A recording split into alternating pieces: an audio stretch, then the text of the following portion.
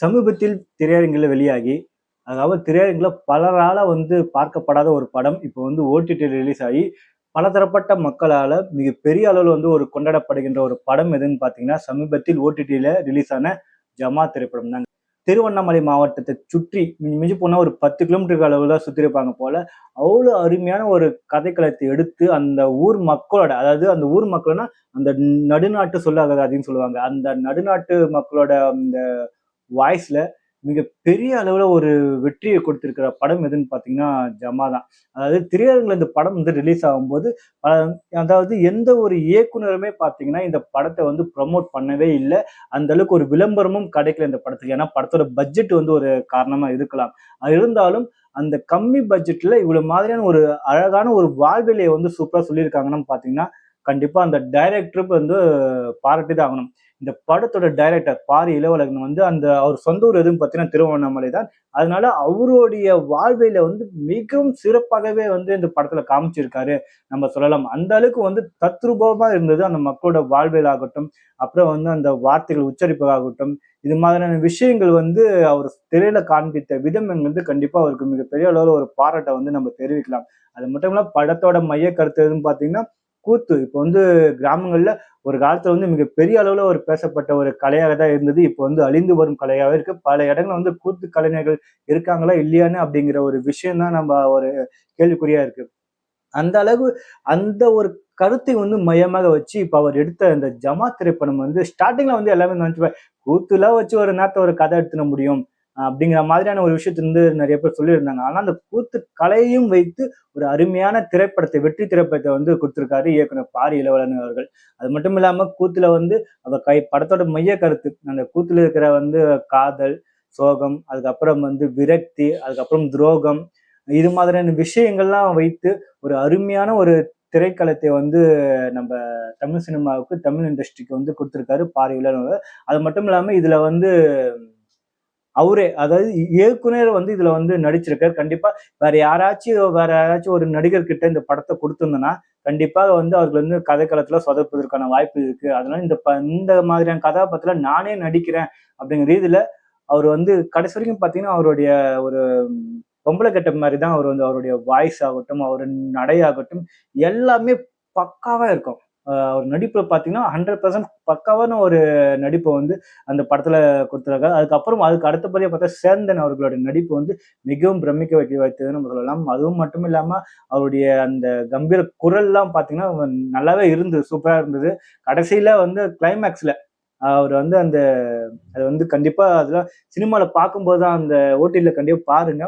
அந்த அளவுக்கு சூப்பரான ஒரு நடிப்பு வெளிப்படுத்துறாரு. அப்புறம் அம்மு அபிராமி அவர்களுடைய நடிப்பு சூப்பரா இருந்தது. கண்டிப்பா இங்க யாருடா ஆம்பளை அப்படிங்கிற மாதிரியான ஒரு இந்த கேள்வி எல்லாம் கேட்பாங்க. செம்மையா இருந்து சொன்னா, ஏன்னா பாகுபலியில ஒரு வாள் தான் வீசும். ஆனா இந்த வார்த்தைகளே வாள் மாதிரி வீசி இருக்குன்னு தான் சொல்லணும். அந்த அளவுக்கு ஒரு மிக சிறப்பான ஒரு டைலாக் டெலிவரி அம்மு அபிராமி அவர்களோட தங்களோட நடிப்புல சொல்லியிருப்பாங்க. நல்லாவே இருந்தது அதுவும். அதுக்கப்புறம் இளவரசன் கேரக்டர்ல கிருஷ்ணதயாள் அவர்கள் மிக சிறப்பான ஒரு நடிப்பையும் அவர் வெளிப்படுத்தியிருக்காரு. அவரோட நடிப்பும் கண்டிப்பா பாராட்டலாம். அப்புறம் சினிமாவோட அந்த படத்தோட சினிமாட்டோகிராஃபி வேற லெவல்ல இருந்து சொல்லுங்க. அந்த கரகத்தை தூக்கிட்டு அந்த கடந்து வர பாதைகள் எல்லாம் காமிக்கும் போது அவ்வளவு சூப்பரா இருக்கும். அந்த நதியாகட்டும், அந்த வயல்வெளியாகட்டும், அப்புறம் அந்த காடாகட்டும் எல்லாமே வேற லெவல்ல அந்த சினிமாவோட காமிச்சிருப்பாங்க. அதுக்கப்புறம் இசை இசை நம்ம இசைஞானி இளையராஜா அவரை பத்தி நம்ம சொல்லவே தேவையில்ல. இசையெல்லாம் பேக்ரவுண்ட் மியூசிக் கண்டிப்பா நல்லா இருந்தது. பாடலுக்கு ஏற்ற மாதிரி அந்த மியூசிக் எல்லாம் பாத்தீங்கன்னா சூப்பராகவே இருந்தது. அதுல எந்த ஒரு குறையும் நம்ம சொல்ல முடியாது. அதுக்கு அடுத்தது பாத்தீங்கன்னா பாரி இளவழகன் அவருடைய நடிப்பை பத்தி நம்ம சொல்லணும். கடைசியில அந்த குந்தி கேரக்டர்ல அந்த அவர் பேசிய அந்த டைலாக் எல்லாம் பாத்தீங்கன்னா வேற லெவல்ல நம்ம பாக்குற ஆடியன்ஸே அந்த அந்த ஒரு 5 நிமிஷம் அந்த திரையில இருந்து நம்ம கண்ணு வெளியே எடுக்க முடியாது.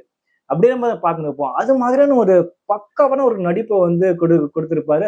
அதுக்கப்புறம் சேந்தன், அதுக்கப்புறம் அவருடைய எதிரின்னு பார்த்தா யாரும் பார்த்தா சேந்தன் தான் பல துரோகங்கள் செஞ்சிருப்பாரு. அந்த கடைசியில அந்த குந்தியோட நடிப்பை பார்த்துட்டு அந்த காலில் போய் விழுவாரு. அந்த விழுந்துட்டு அதுக்கப்புறம் அவர் செத்துடுவாரு. அந்த இடம்லாம் பார்த்து அதோட படம் முடிஞ்சிச்சுன்னு சொல்லலாம். ஆனால் இயக்குனர் ஆசைக்காக கடைசியா அந்த ஒரு 10 நிமிஷம் அர்ஜுனர் வேஷம் கட்டி ஆடுவாரு. அந்த அந்த இடம் அதுவும் நல்லா தான் இருந்தது. ஆனா ஆடியன்ஸ் பொறுத்த வரைக்கும் பாத்தீங்கன்னா அந்த ஒரு படத்தை அந்த ஒரு சீனோட சேந்தன் அவர்கள் வந்து பாரி இளவரசன் அவர்களுடைய காலில் விழுவாரு. அதோட முடிஞ்சிச்சு கதை. இருந்தாலும் டைரக்டர் தன்னுடைய ஆசைக்காக அந்த அர்ஜுனன் வேஷம் கட்டி ஆட வேண்டும் அப்படிங்கிற ஒரு இது வந்து திரையில காமிச்சிருக்கலாம். ஆனா அந்த கடைசி அந்த 10 நிமிஷம் வந்து அந்த தீபம்லாம் சுத்தி எரியும், தீப்பந்தெல்லாம் சுத்தி எரியும். அதுல வந்து அவருடைய நடனங்கிறது வேற லெவல்ல இருந்தது. அதுவும் கண்டிப்பா நீங்க வந்து ஓடிடில பாருங்க, மிஸ் பண்ணாதீங்க. கண்டிப்பா சொல்றேன், இந்த படம் வந்து சினிமா ரசிகர்களுக்கு ஒரு வரப்பிரசாதம் சொல்லலாம். கண்டிப்பா இது ஒரு தீனினே சொல்லலாம். நீங்க வந்து கண்டிப்பா அந்த 2.25 மணி நேரம் வந்து உங்களுக்கு ஒரு கேரண்டி. கண்டிப்பா இந்த நேரத்தை செலவழித்து இந்த படத்தை பார்ப்பதற்கான அனைத்து கேரண்டி நாங்க கண்டிப்பா தரோம். படம் வந்து மிகவும் அருமையாக இருந்தது. Pari Ilavazhagan director plus actor அவருக்கு வந்து மிகப்பெரிய அளவுல ஒரு சல்யூட் சொல்லிடும். அதுவும் எங்க வட்டார மொழியை வந்து நீங்க காமிச்சிருக்கீங்க.